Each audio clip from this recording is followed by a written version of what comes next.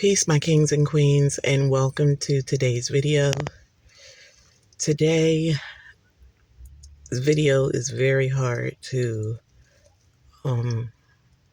record for you all. I get emotional every time I have to share this information, and I am being very vulnerable in the moment.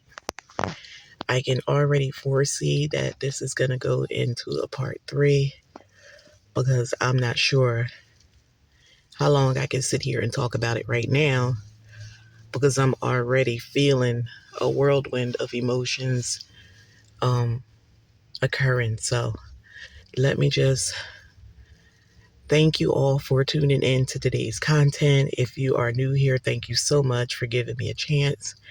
And for everyone returning, welcome back. So when I last spoke with you guys, I shared that my ex was not responding to my text messages or phone calls where I was requesting monies for bills and food for me and the boys. I had also gone and checked my bank account, and guys, I was left with $87. All the monies out of our joint account was gone. I didn't even have a chance to process everything. I just had to, like I said before, go into survival mode. I got on my phone and I immediately set up an Instacart account, and I tried to open up an old DoorDash account that I set up, I want to say like a year or so prior. Unfortunately, I couldn't remember the password for the DoorDash account.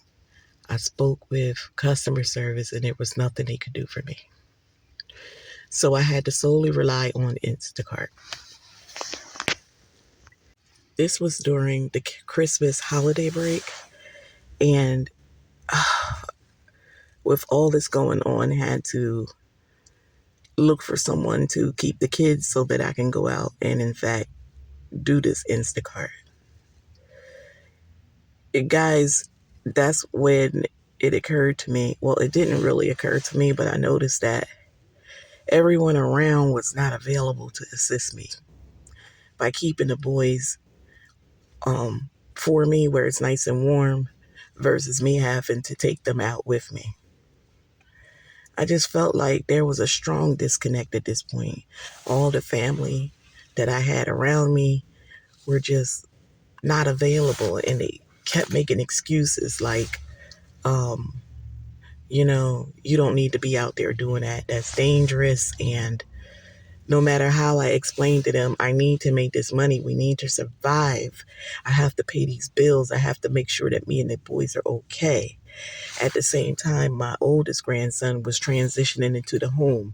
Another thing that I was asking for my ex was to come sit in on the family meetings so that I could, in fact, take him in since his grandmother passed. And we was getting down to the nitty gritty of the paperwork where there would be a check coming in for his placement in my home from DCP&P as well.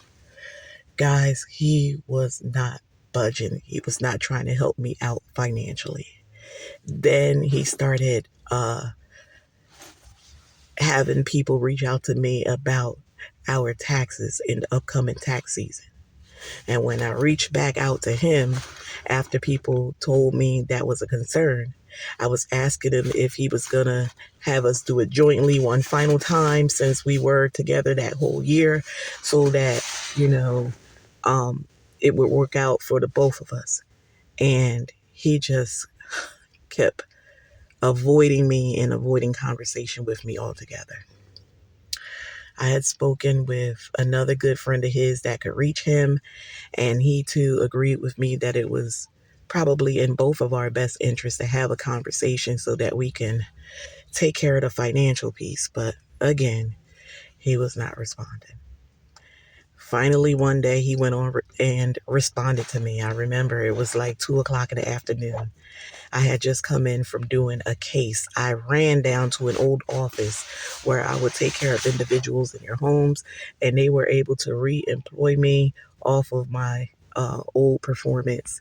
Um, I explained to the woman the situation I was in. She Normally you have to pay to have your background. This woman paid to have the backgrounds done for me because she felt so bad, and I have worked for them over 15 years, and they knew the type of individual I was.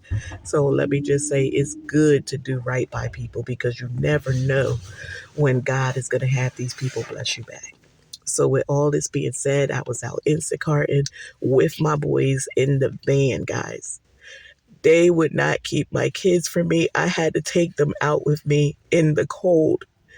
If you know New Jersey's weather in the winter, you know what I was up against. But I hustled. I had to do what I had to do. And that's when I started doing laundry for the bachelors. I had to get money any way that I possibly could. Finally, a Friday came up, and I remembered that my ex's best friend said that he would go back to the food bank in 2 more weeks to get us some more food if we need it. And so I called him that evening and I said to him, please, I know you said you were going to go back to the food bank for us. Don't go back. We are good. We're still working on the food you brought us last time. Thank you so much. I'll let you know when we're running low again. And I just told him if he knew anybody that was hiring, please put in a word for me.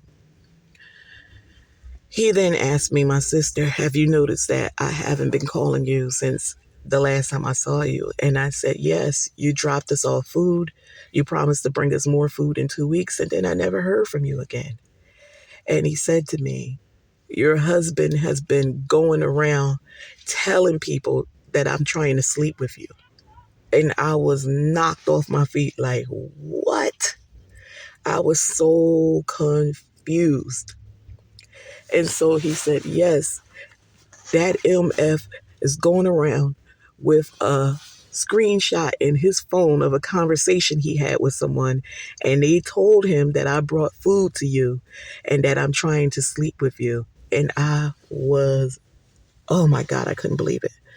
Immediately in my mind, it went back to my girlfriend sitting there with me because she spent the night with me. And I said to him, I'm going to call her because I know that's the only person that could have did it. And he stopped me and he said, my sister, I know she was there and it looked like it was her, but I'm telling you it wasn't her. There is someone else that you have been talking to that is not in your favor, and you need to think really hard of who that was. And I don't get into family affairs. I don't get into anything. But when you realize who it is, it's going to kill you.